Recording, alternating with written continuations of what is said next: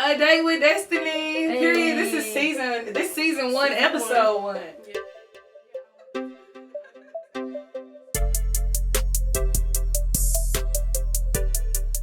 Lex, girl, what is up? So first of all, I'm so thankful that you accepted the invitation. Of course. To come on A Date with Destiny. I think one of the things that really speaks to me about you, Alexis, is like how strong you are and how I think we have so much in common from being teen moms. Mm-hmm. And, really just kind of overcoming, like moms and families and different things like that. So I really want you to like share who is Alexis? It's a lot to me. Well, as you said, I am a mom. So that's first and foremost. I am also in college. I have my associates in human services and at IUPUI for social work. So, I love it. And then I run my businesses part-time on the side, hoping to go full-time. Yeah. So I have Affirming You, and then I'm helping my daughter build her business, The Princess Way. I love that. Y'all, if y'all ever met Mari, baby, okay? This little light is just so full of personality. Yes. Now, I love that you have the Affirming You. So, like, you're a businesswoman, you're a girlfriend, you're a mommy. So you wear all these different titles, and you wear them so well, but I really want you to share, like, just your journey of how Alexis became this amazing woman that you are today. Because I think a lot of people, when they look at Alexis, when they look at you, they don't really see all that you've overcome. Because I think just from knowing you these last 3 years, it's so much about you that I just started learning. You know what I mean? Aside from you just being so bomb or whatever, snap. I just want to know, what led you to this? Like, what were some things that you overcame? Or, even being in the field of social work, I feel like that takes a special person. For sure. So I'm always helping someone become their best self. That's just who I've always been. Yeah. It was first trying to be a teacher, but that's not working for me. So then it was like I went to nursing school. Mm-hmm. I couldn't get past anatomy. So that's how I got into the social work field. Mm-hmm. And then as far as just motherhood, that is a journey in itself. Yeah. So I know you were a teen mom, so like how old were you when you had Mari? I was 17 when I had her. I was the same girl. Something like that, 17. Now, we are not, if you are a teenager, please don't go out there and get pregnant, okay? We are not for teen pregnancy. Just a disclaimer. No, so it does happen. But I love that because you're looking at two teen moms that like overcame all of the just so much that we've overcome just from being teen moms. Because I don't think people understand the mental behind that. Being a kid, raising a kid, like even now that I'm older, I'm still trying to figure it out. Because it's like you grew up with your kids. Yeah, you get what I'm saying? Yeah, and so like Mari she'll be 7 this year, right? Yeah. Mm-hmm. And then my baby, he's about to be 10. I ain't gonna listen, I sound so old, but but yeah, so take me on the journey of, when you found out you were pregnant, where was your mindset at with that? That's a tough story. So throughout my pregnancy, I was abused by her father. So I don't think that I got to enjoy the pregnancy itself. So yes, there was a baby growing in me, but it was I don't feel like it was any attachment. And then when she came, it was like, okay, I think that's what set the tone for how I am now. Because it was like, no, like I grew up, in a domestic situation, like seeing my mom go through that, and I didn't want the same for her. So it took one time. Yeah. Like, yep, I gotta go. Because it was like, I gotta go. My baby, you get what I'm saying? I definitely chose her and also myself. Yeah. And, it was hard, but it had to be done, so. And now, from what I know, he actually passed away. He did. Right? Yes. So, how was it? Because, see, I don't have that same story. Right. You get what I'm saying? Right. I mean, I had my baby at 17. And, of course, it was like a mental thing. So now, okay, you're talking about you're being abused. You find out you're pregnant. You're not able to enjoy the pregnancy. And then, a year into her being alive, her father passes away. Like, how, to me, I just feel like, you know, it's one thing to like be a single mother and, you know, the child's dad, you get what I'm saying, is there.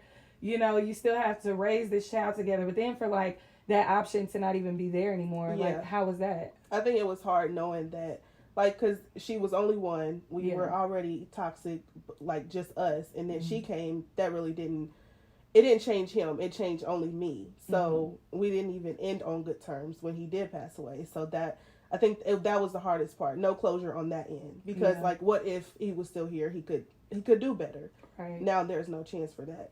But what helped me get through it was honestly my support. My current boyfriend, his family, my mom. I would say his mom too, but that's a different story. Yeah. But yeah, my support system, and I still have them to this day. I think that's what got me through. Yeah, because that's not easy. No, and I would say it's not easy. Like coming into a new relationship, and I'm coming with a kid. You get what I'm saying? Because people think of you sometimes as being less than, because it's like, especially if this man that you're with does not have a child of his own. Right. And here I am as this package deal coming in. Because I feel like I go through that with Jabari. You get what I'm saying? Jabari doesn't have any kids.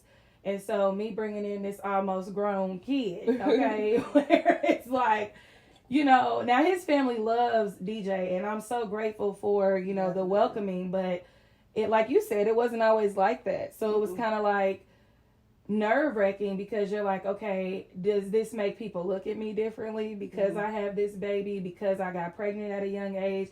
Because I think people associate when you get pregnant young, it's like, oh, you know, she's a hoe, or she's promiscuous and she's sleeping around, and that's not the case at all. You know, when these things happen, like, it's so life-changing, because like I said, you got to take yourself from being this kid. You know, I feel like 16, 17 years old, we're selfish. You know what I'm saying? Like, and then we gonna bring another human into this. Right. You know, I think the journey of growing up and, you know, trying to be that parent for your child.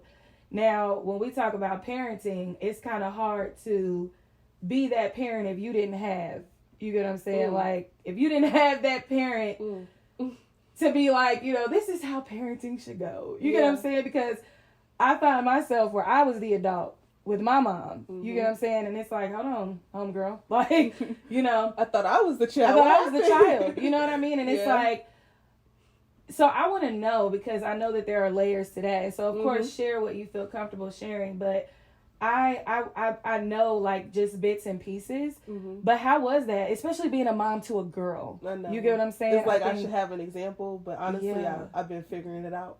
Really? And I still question myself, even though I know I'm a bomb mom. Like, come on, there's no question. There's no question. But of course, you question yourself. Like, I wouldn't say I question myself. It's more of like, could I do more? Because my mom, looking back, she did the best she could. And of course, in that moment, she was my world. Like, I looked up to her. Yeah. But as I got older, it's like, that wasn't right. Right. That shouldn't have happened. Yeah. Like, I was a kid. Like, Mari's 6 now, and, you know, she doing stuff that I don't feel like 6-year-olds should do. Yeah. So I corrected right then and there. Versus my mom, she kind of like, she loved me unconditionally. She did. But I think she gave me too much freedom, and that led to other things. Yeah.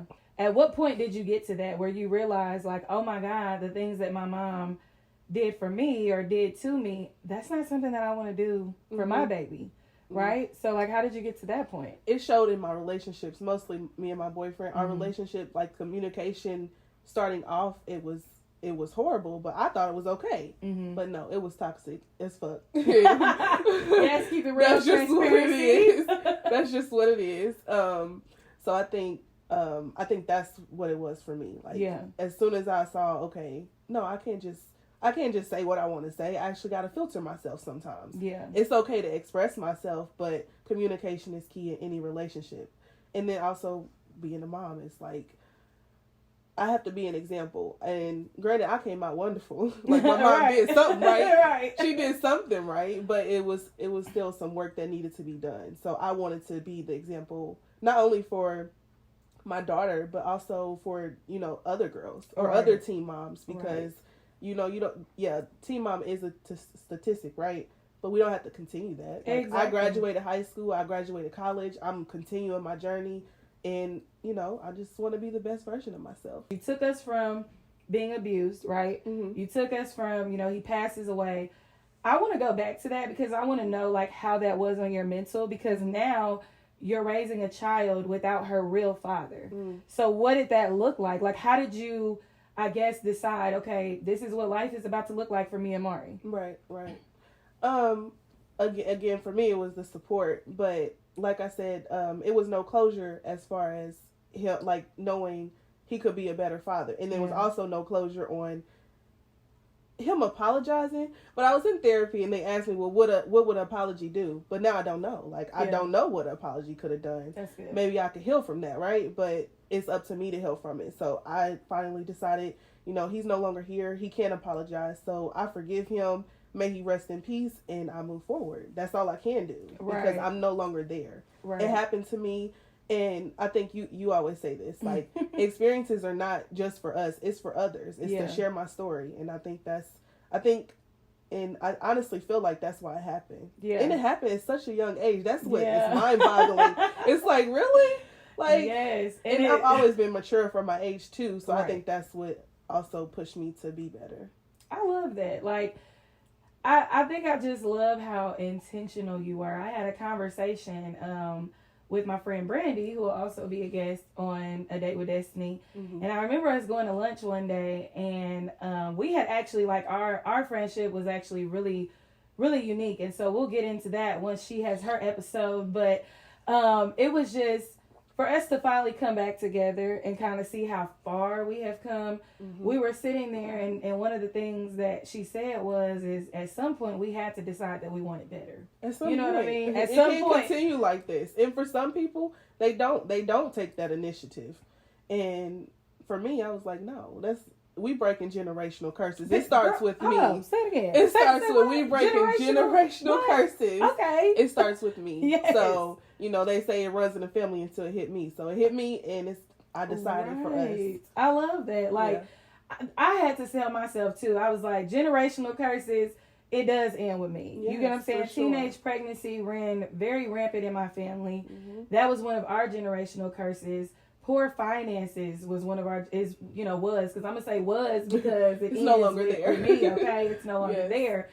And just, even single parenting, you get what I'm saying, was a generational curse. And I think once I had my baby, because I went through a period where I was really selfish, like, getting pregnant at 16 and then being, in this position where I'm like, okay, I don't have no job. I don't have no car. I can't provide for myself. I'm going to provide for this baby. Right. At one point in time, even considering adoption.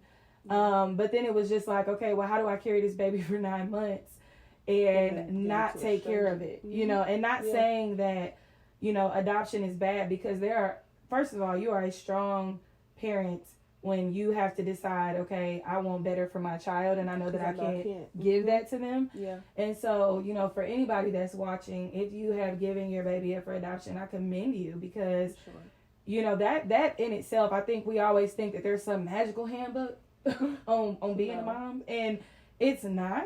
Life period. There's no book. In life period, it's not. And so whenever you can make that executive decision of this is going to better my kid, whether that looks like keeping your baby, giving your baby up for adoption, whatever that looks like for you, there is no wrong in that. You get what I'm saying? Right. But I think for me, having to be intentional at such a young age, and then now being 27 years old, and it almost being 10 years ago that I gave birth to this beautiful soul, looking back on all that we've come through, and, being able to say, you know what, we didn't stay in that place. And it's so unfortunate, because I see people that stay in that place, and I think what keeps them there is fear. So mindset shift. Yes, like mindset shift is everything. Because if you don't believe that you're worthy of all the good things that are happening to you, or just even being worthy of a life that's better than where you currently are, like, I just think that that's so major, because if I feel like I'm only worthy of broken pieces, then that's all I'm going to give myself. But if I feel like I'm worthy of this abundant lifestyle that is my birthright ultimately, because God said that I should be living an abundant life.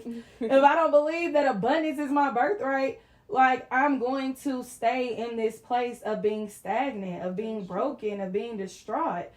And I think that's one of the reasons why I wanted to do a date with Destiny, because when we look at Alexis, you get what I'm saying? Alexis wears so many hats, you know, and you're my executive director of my nonprofit, you know, like, it's just, it's crazy, because meeting you all those years ago and braiding your hair. I know.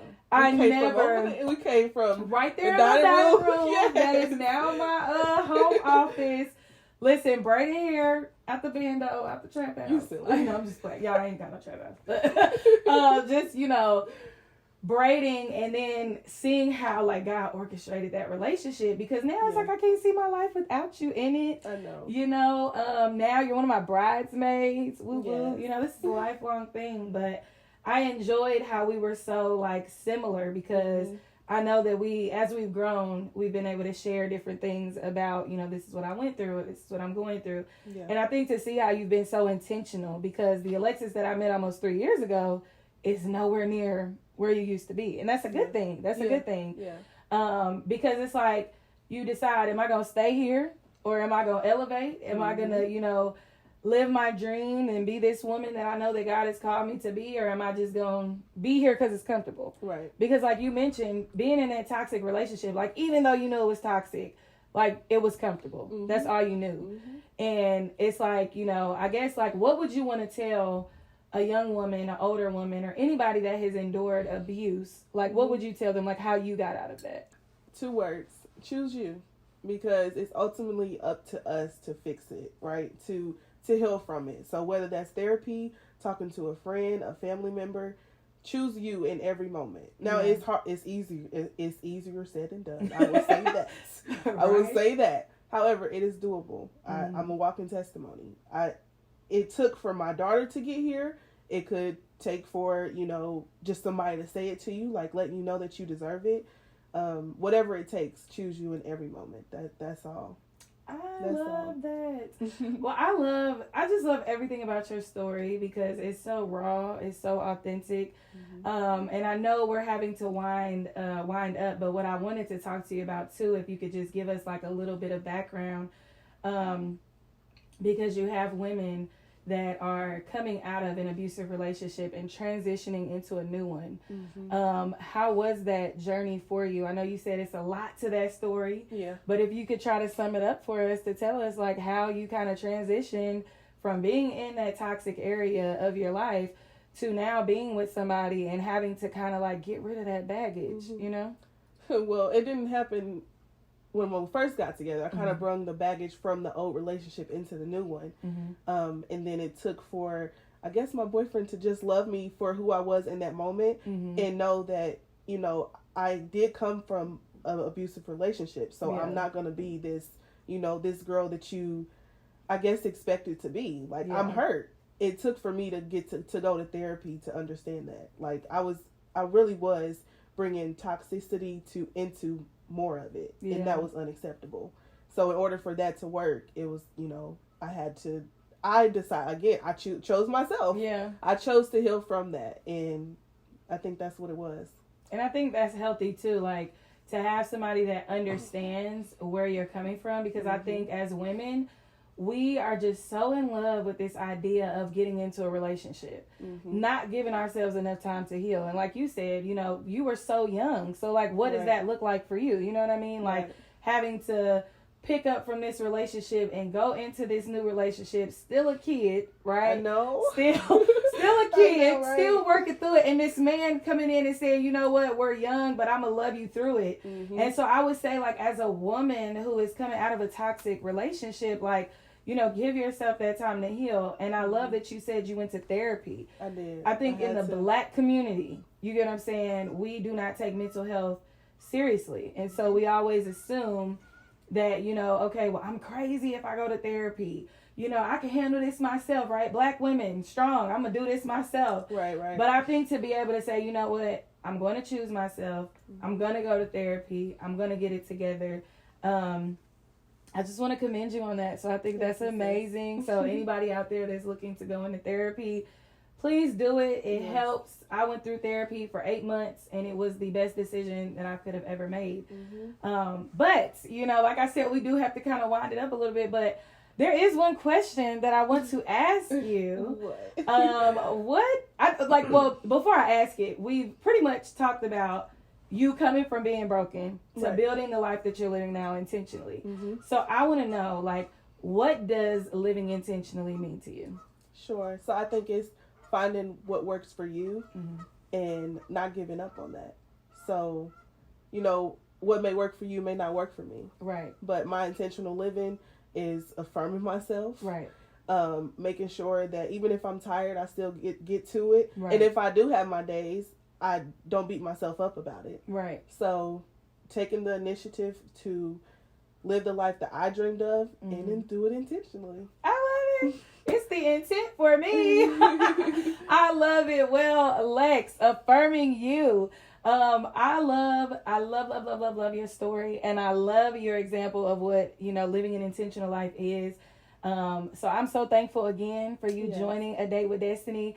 So if you guys are watching, thank you guys for tuning in. It has been a pleasure to sit and, you know, bask in your presence, you know, come on in the room.